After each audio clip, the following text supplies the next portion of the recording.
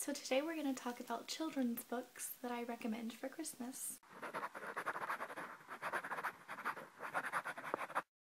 I have 5 books for you today, but there are a lot out there, and there are some really wonderful ones that I haven't discovered yet or that I don't have time to talk about, and I'm going to add some more in the description. Unfortunately, all of these were about Christmas and not any of the other holidays.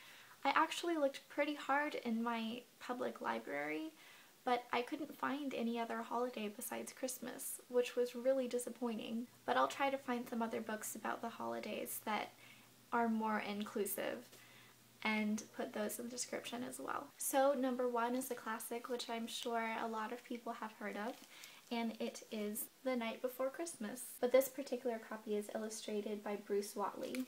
In case you aren't familiar with the poem The Night Before Christmas, it tells the story of Christmas Eve, and the main premise is telling about Santa Claus and how he comes to the house to bring you presents. There are a lot of versions of this out there because it's such a classic poem, and it really captures the spirit and imagination of Christmas.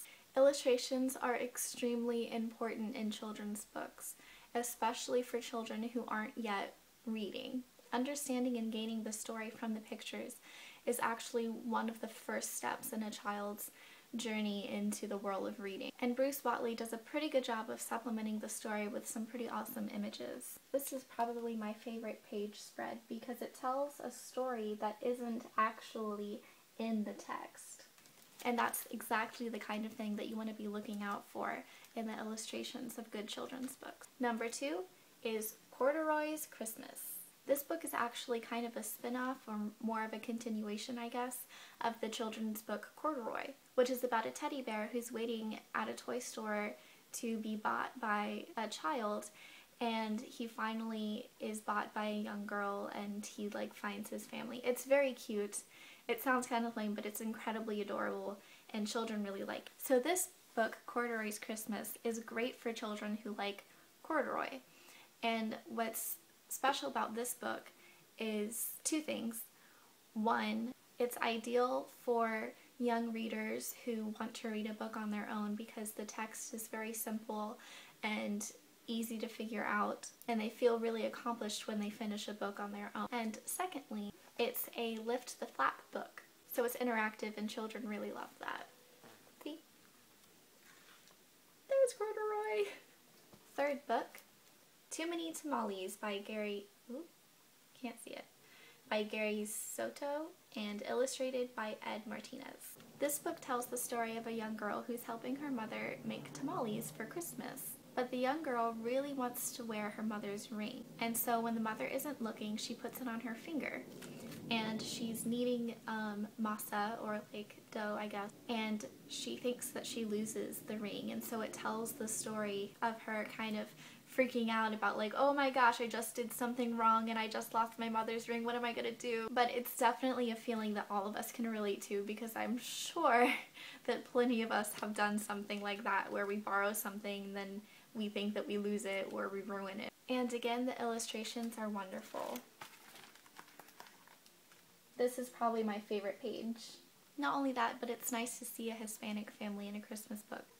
Number 4, The Wild Christmas Reindeer by Jan Brett. Now, Jan Brett is probably one of my favorite children's book authors and illustrators. She spends so much time on each book. I think I read somewhere that it takes her over a year to finish one children's book, because all of the meticulous detailing that she puts into her illustrations and the research that she puts into her stories, it just takes her such a long time, and it shows because the folk tales that she tells are amazing. The story is about a young elf who is given the job to prepare the reindeer for Santa, but she can't seem to get the reindeer to behave. She struggles and struggles to get them to do what she says and often yells at them, but in the end she finds a way. Here's an example of one of the pages, and if you look on the borders, she always puts so much detail and carries on a different story in the borders as well. Showing it on camera and just talking about it really doesn't do it justice. I would also encourage you to check out her website. I'll put the link in the description. Number 5, last but not least, my personal favorite Christmas story of all time How the Grinch Stole Christmas by Dr. Seuss. I can't tell you how many times I have read this over and over, and it breaks my heart that I don't actually have my own copy. In fact, a fun little anecdote for you. For the longest time, I thought that roast beef was called roast beast because of this book. And it's wonderful to read aloud. Kids love it, adults love it. It's so much fun to read. Oh my gosh. The rhyming scheme, of course, Dr. Seuss, amazing. And the story itself is just, I mean, his heart grows 3 sizes.